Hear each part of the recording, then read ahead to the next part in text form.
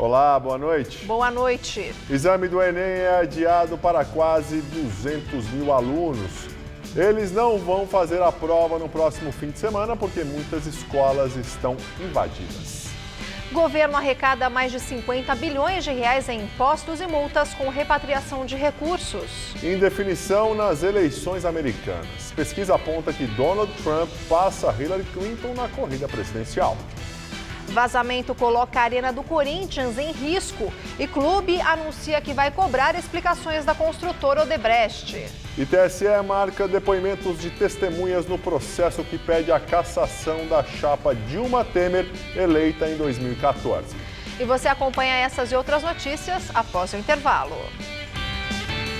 Receitas Digitais Bradesco, com Bela Gil. Oi! Se para você já é natural fazer tudo pela internet, computador, celular, o Bradesco tem uma receita incrível para você. Atendimento à moda digital, tudo online. Você pode falar com seu gerente em horário estendido, tirar dúvidas com consultores de investimentos, sem precisar sair de casa. Tudo à moda digital. Experimente! Bradesco, digital ao seu gosto.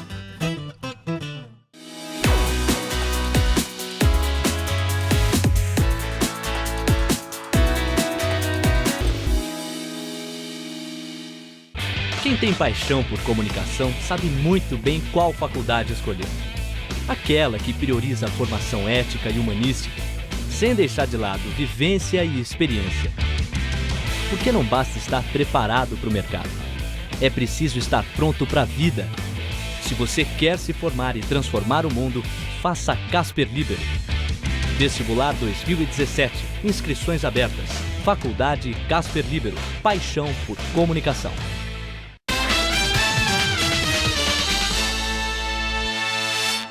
A gente quer agradecer vocês da Justiça Eleitoral. Profissionais comprometidos com a segurança e a lisura das eleições. E aos mesários que ajudaram a escrever a história de um Brasil melhor. E, é claro, vocês, eleitores, que fizeram valer a sua voz. Sem esquecer dos voluntários, cidadãos conscientes de seu papel na sociedade.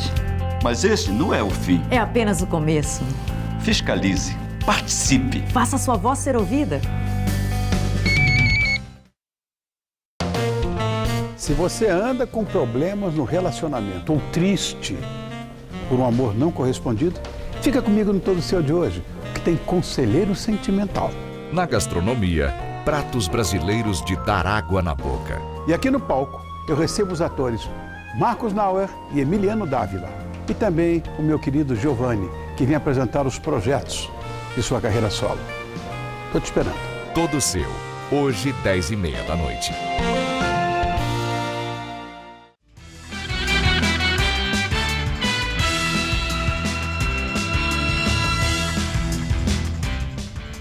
Relatório da Pastoral Carcerária Nacional, entidade ligada à Igreja Católica, aponta que agentes públicos não são responsabilizados por torturas praticadas dentro do sistema penitenciário. Em 2 anos, nenhuma das 105 denúncias acompanhadas pela entidade chegou a ser solucionada. Condenado por assalto, esse homem ficou preso durante quase 2 anos. Diz que, na cadeia, pior do que os castigos eram as revistas de rotina. Toda vez que eles entravam lá, eles batiam na gente. Com o cacetete mesmo, com o próprio cacetete.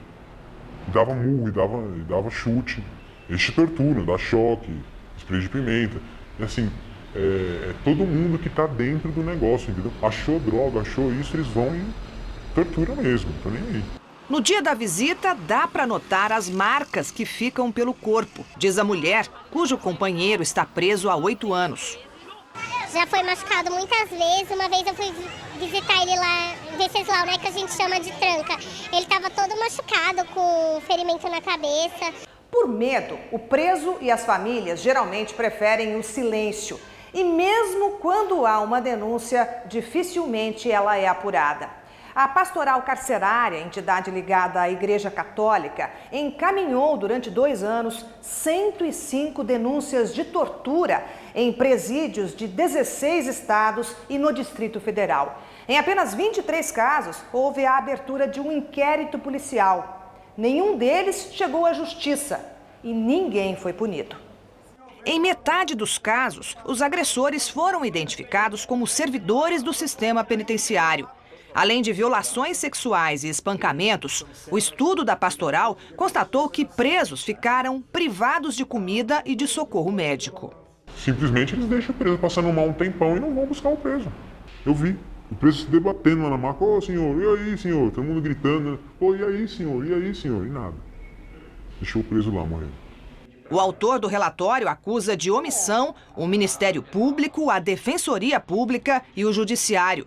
Diz que 70% das denúncias foram arquivadas sem ouvir testemunhas e nem mesmo as vítimas. Só em 11% dos casos, defensores, promotores ou juízes foram até as unidades verificar essas condições. Em regra, o que eles faziam era solicitar informação para a própria unidade prisional, para a própria administração penitenciária, que é a mesma coisa que você questionar a raposa sobre o estado do galinheiro. A Defensoria de São Paulo diz que tem atuado, mas que a responsabilidade é da Justiça. A punição, ela é do Poder Judiciário, não é? E provocados eles são, não é? A Defensoria Pública provoca uma decisão, as entidades de direitos humanos provocam uma decisão, a Pastoral Carcerária provoca uma decisão, mas é do Poder Judiciário a atribuição de apurar e de punir. No Rio de Janeiro, Polícia Militar prende 2 suspeitos de participar do assassinato de uma dentista na tarde de ontem. Ela foi morta durante um tiroteio entre policiais e criminosos. A dentista Priscila Nicolau, de 37 anos, morreu dentro do carro após ser atingida na cabeça e no braço. Segundo a PM, a vítima foi encontrada depois do confronto entre agentes e homens armados no Morro do Banco, zona oeste do Rio. Peritos constataram que o veículo da dentista tinha 17 perfurações de tiros. Imagens de câmeras de segurança da entrada da favela estão sendo analisadas. Nas gravações, é possível ver um grupo armado com fuzis chegando ao morro na manhã de ontem. O grupo é suspeito de balear a dentista na tentativa de fuga do local. Priscila Nicolau foi enterrada hoje e a polícia prendeu 2 homens que saíam de uma mata com roupas dentro de sacolas, machucados e visivelmente nervosos. Durante cerimônia religiosa, gruta desaba na cidade de Santa Maria, no interior do estado do Tocantins. Ao menos 10 pessoas morreram. Cerca de 50 pessoas estavam no local para uma missa em comemoração ao Dia de Todos os Santos. O desabamento aconteceu por volta das 10 horas da manhã. Entre os mortos, 2 crianças. Outras 7 pessoas ficaram feridas. A gruta, conhecida como Casa da Pedra, fica em um local aberto e de fácil acesso, a cerca de 10 quilômetros do centro da cidade. Um vazamento de água dentro do estádio do Corinthians em Itaquera, na zona leste de São Paulo, pode causar deslizamento e atingir a Radial Leste, uma das principais vias da cidade. A notícia foi publicada hoje no jornal Folha de São Paulo. O presidente do clube chegou a dizer que temia pela segurança dos torcedores que vão ao estádio. Mas em nota agora à tarde, o Corinthians alega que, de acordo com a construtora, não há conhecimento de qualquer problema no estádio que está passando por auditoria. De acordo com a reportagem publicada hoje, uma auditoria interna feita pelo clube apura o risco de o vazamento descoberto em junho ter potencial para provocar um grande deslizamento de terra. A investigação começou depois que o Corinthians foi alertado pela Sabesp sobre o consumo excessivo de água pelo clube. Já houve um deslizamento próximo a um dos estacionamentos que chegou até a calçada. O local é utilizado por torcedores em dias de jogos. A Sabesp informou que a alta no consumo de água do clube, que foi alertada em fevereiro, sinalizaria problemas internos. Mesmo assim, a companhia enviou hoje técnicos aqui para a Arena que realizaram uma vistoria. Eles constataram que os encanamentos externos estão em bom estado, o que, segundo a Sabesp, comprovaria que os problemas do vazamento são de responsabilidade do clube. Já o presidente do Corinthians, Roberto de Andrade, disse hoje que a construtora Odebrecht, responsável pela obra, é quem será acionada. A gente está preocupado porque onde você fala em risco e risco das pessoas, a gente sempre preza pela segurança de todos, mas quem vai responder e atestar se está tudo em ordem ou não está é a construtora, os seus engenheiros, que já foram acionados para que verifiquem isso e nos dê toda a garantia de que o problema está resolvido. Clube e construtora não se acertam sobre a entrega final da obra, que pode custar 1,64 bilhão de reais para o Corinthians. O clube não estaria pagando as parcelas devidas e alega que faltam acabamentos. Inaugurado em maio de 2014 para a abertura da Copa do Mundo, a construção sempre foi cercada de polêmicas e acidentes. Em novembro de 2013, 2 operários morreram depois que um guindaste quebrou.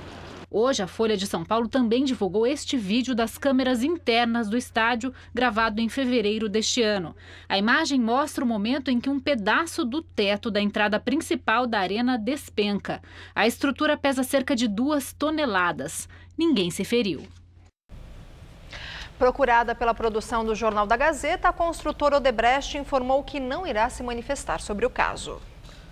Tribunal Superior Eleitoral marcou para a semana que vem os depoimentos de testemunhas no processo contra a chapa Dilma Temer. O agendamento foi feito pelo relator do caso no TSE, ministro Herman Benjamin. Na segunda-feira, na sede do Tribunal Regional Eleitoral de São Paulo, devem ser ouvidos Edinho Silva, ex-tesoureiro da campanha de Dilma e ex-ministro da Secretaria de Comunicação Social da petista, e Paulo Fernando Paes Landim, também do PT. Ele foi responsável por receber material preparado por gráficas contratadas pela campanha em 2014.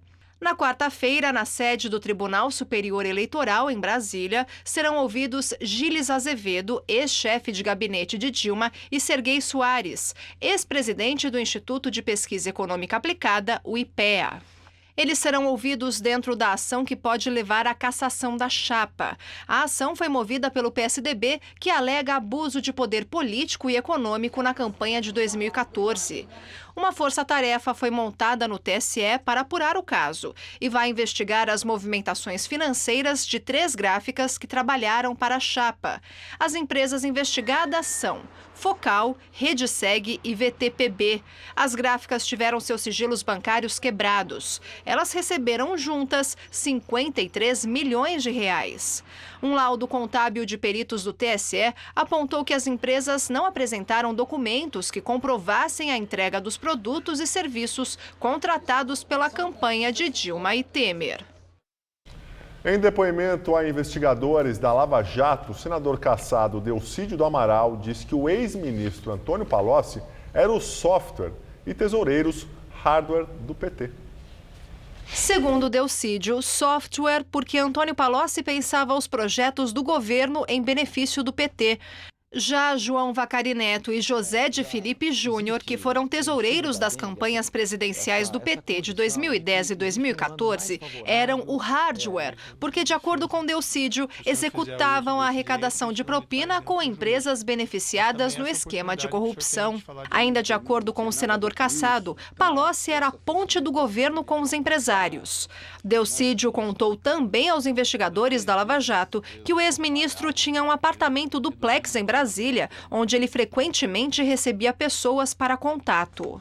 Palocci está preso na carceragem da Polícia Federal em Curitiba desde o dia 26 de setembro. Ele foi denunciado pelo Ministério Público Federal, acusado de ter movimentado 128 milhões de reais em propinas da Odebrecht. E o ex-presidente da Andrade Gutierrez, Otávio Marques de Azevedo, também apontou Palocci como responsável pela negociação da propina nas obras da usina hidrelétrica de Belo Monte, no Pará. A informação foi publicada no jornal O Globo. Na delação premiada, o empreiteiro disse que Palocci pediu 1% do valor da obra a ser dividido entre o PT e o PMDB e indicou que as quantias deveriam ser pagas a João Vacari Neto, do PT, e ao senador Edson Lobão, do PMDB, na época, ministro de Minas e Energia. A defesa de Palocci nega que ele tenha recebido propina. Os advogados de Vacari e de Filipe também negaram envolvimento em esquemas ilícitos. Segundo eles, toda a arrecadação partidária e de campanhas foi feita dentro das normas legais. Mais de 191.400 estudantes inscritos no Enem não vão fazer o exame no próximo fim de semana. Os locais de prova estão invadidos por alunos que protestam contra a reforma do ensino médio e a PEC que limita os gastos públicos. O INEP, Instituto Nacional de Estudos e Pesquisas Educacionais, responsável pelo Exame Nacional do Ensino Médio, informa que 304 locais de prova estão invadidos em todo o país. São, ao todo, 1.727 instituições de ensino em 126 cidades. A maioria das escolas se concentra no Paraná e em Minas Gerais. As provas adiadas vão ser realizadas nos dias 3 e 4 de dezembro. 191.494 inscritos de um total de 8.700.000 estão nessa situação no país. E estamos, então, organizando esse novo cenário onde serão aplicadas essas provas. Todos os alunos, os participantes, serão comunicados. O nosso site trará todas as informações necessárias para que eles possam, então, realizar a prova no dia 3 e 4. A lista com todas as escolas invadidas pode ser consultada no site do INEP. Participantes que tiverem dúvidas sobre a prova podem acessar o site enem.inep.gov.br ou acionar a central de atendimento do Instituto pelo telefone 0800 61 61 61. A divulgação das notas do Enem 2016 estava prevista e foi mantida para 19 de janeiro. E agora vamos ao comentário de política com José Neumann e Pinto. O Ministério da Educação remarcou o Enem para os dias 3 e 4 de dezembro nas escolas ocupadas. São 191 mil estudantes prejudicados em 304 escolas.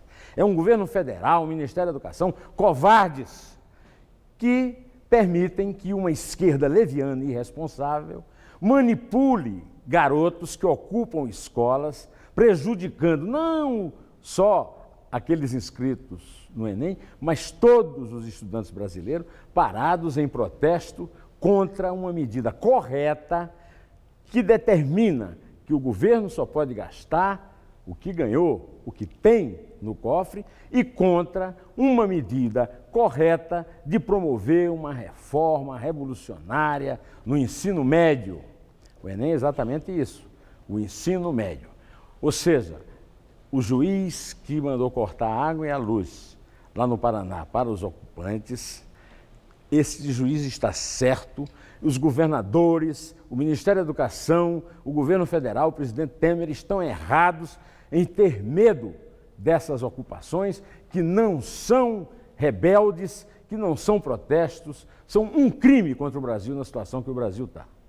Eu volto aqui na quinta-feira, direto ao assunto, em pé. Mais de 2 semanas depois do começo da grande ofensiva, os soldados do Iraque conseguiram entrar em Mossul e começaram a batalha para recuperar a cidade tomada pelo Estado Islâmico. As forças do exército entraram em Mossul pelo leste com o apoio aéreo da coalizão internacional liderada pelos Estados Unidos. O primeiro-ministro iraquiano afirmou que o cerco aos terroristas vai ser fechado por todos os lados. Além das forças do governo, participam da ofensiva os combatentes curdos e uma coalizão de milícias xiitas. Os especialistas estimam que até 5.000 jihadistas estejam na cidade e vão resistir para manter o reduto, onde há mais de 2 anos, o líder do Estado Islâmico proclamou um califado. As Nações Unidas expressaram grande preocupação com o destino de cerca de 25.000 civis que o Estado Islâmico tentou transportar em caminhões e furgões para serem usados como escudos humanos.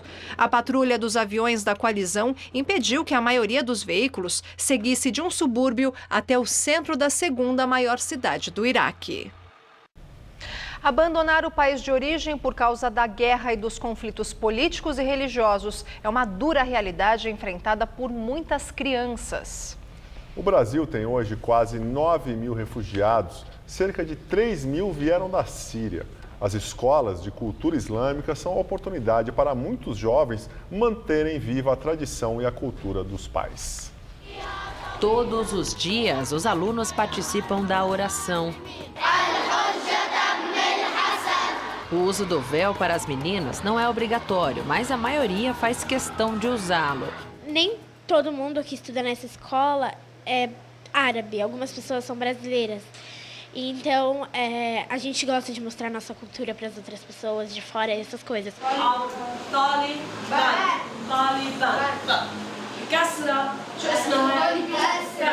Tem algumas coisas mais específicas dos costumes, acabam passando. E os alunos brasileiros acabam aderindo a muita coisa. Nesta escola da Zona Leste, a tradição islâmica é ensinada há mais de 40 anos. E só agora, em 2016, houve um aumento de 5% na quantidade de alunos de famílias que moravam fora do país, como no Paquistão, por exemplo, mas principalmente de refugiados vindos da Síria. É o caso de Anas, de 14 anos. Lá tem muitos muçulmanos, então você não perde muito, por exemplo, não esquece muito a língua árabe, não esquece muito a religião. Aqui os alunos falam português, árabe, inglês e espanhol. Você aprende a lidar com opinião alheia, sem isso ser algo invasivo, assim, sem isso interferir na sua opinião, sem haver desrespeito. 2 vezes por semana, cada turma tem aula de religião. Allahu Akbar.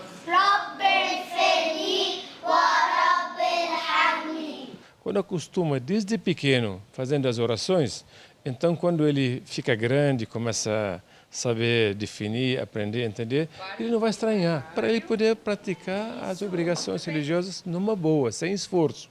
Mas el khair. Boa noite a todos.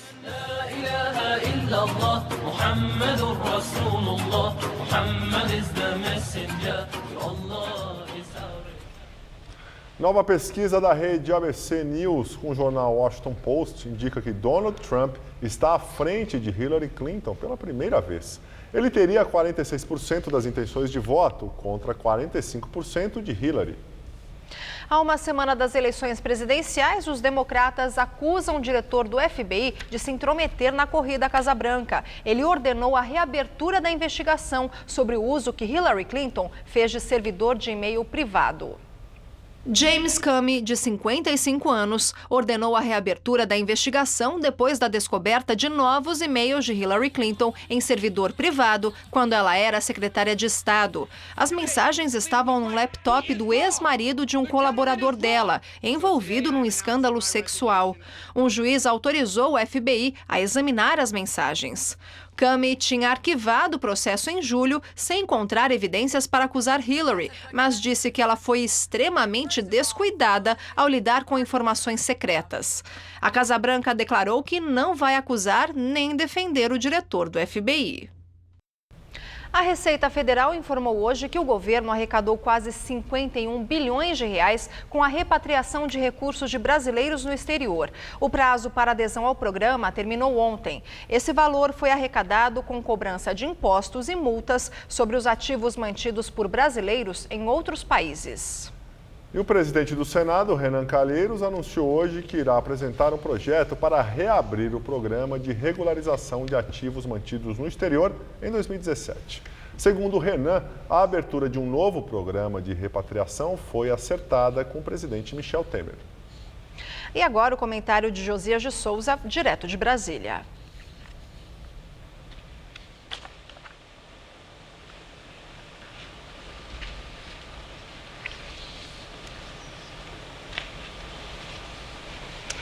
Bom, vocês perceberam, tivemos um probleminha com o áudio do Josias. Nós vamos tentar reparar e se a gente conseguir até o final do jornal, a gente reexibe.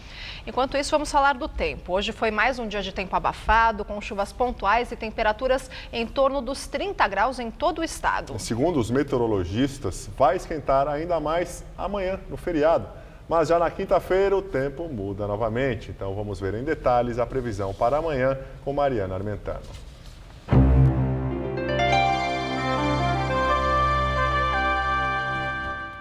O feriado de finados promete chuvas fortes com raios e ventania em todas as regiões paulistas.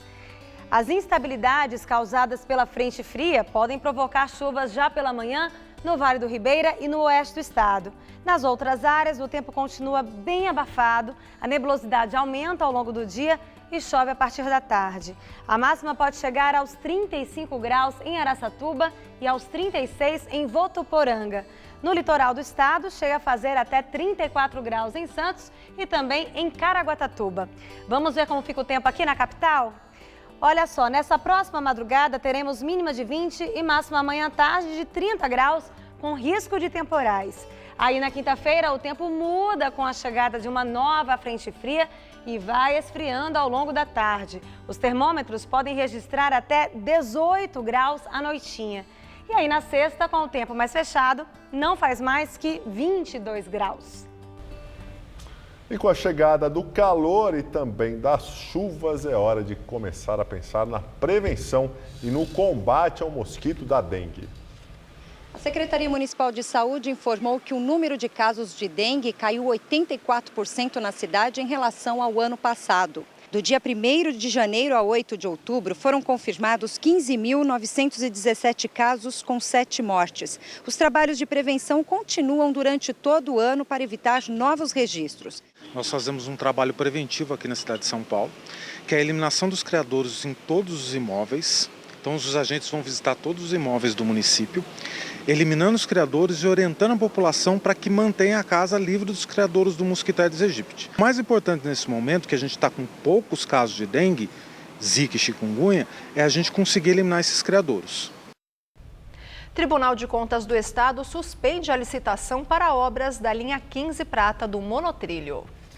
A decisão é liminar. A licitação é destinada à contratação de obras de acabamento em um trecho da linha. De acordo com o TCE, o edital tem problemas em relação a atestados de qualificação técnica das empresas e profissionais envolvidos na contratação. O metrô defendeu que as obras na linha 15 estão em andamento e que vai recorrer da decisão. A linha Prata foi anunciada em 2009 pelo governo de São Paulo e deve interligar os bairros da Vila Prudente e Cidade Tiradentes, na zona leste da capital. As obras que deveriam ter sido concluídas em 2012 estão muito atrasadas e só devem ser finalizadas, segundo o governo tucano, somente em 2018. A produção industrial brasileira voltou a crescer em setembro, com uma alta de 0,5% em relação a agosto. Segundo as informações divulgadas hoje pelo IBGE, o resultado levemente positivo veio depois de 2 quedas seguidas. Porém, na comparação com setembro do ano passado, houve recuo de 4,8%. O TCU, Tribunal de Contas da União, determinou a convocação para esclarecimentos de 19.500 pensionistas, filhas solteiras de funcionários públicos federais falecidos que acumulam um benefício com outro tipo de renda. Essas pensionistas terão que comprovar que dependem da pensão para sobreviver, apesar da renda extra. A convocação delas deve ser feita pelos órgãos que fazem o pagamento dos benefícios. Se a dependência econômica não for comprovada ou se as beneficiárias não comparecerem para fazer o esclarecimento, o pagamento deverá ser suspenso. Nós ficamos por aqui. A edição de hoje pode ser vista no site do Jornal da Gazeta. Muito obrigado pela companhia. Amanhã, feriadão, estamos de volta, né? Bom feriado, até amanhã. Exatamente, uma boa noite para você, Tchau, até amanhã. Boa noite para você e fique agora com o Rony Fon no Todo Seu.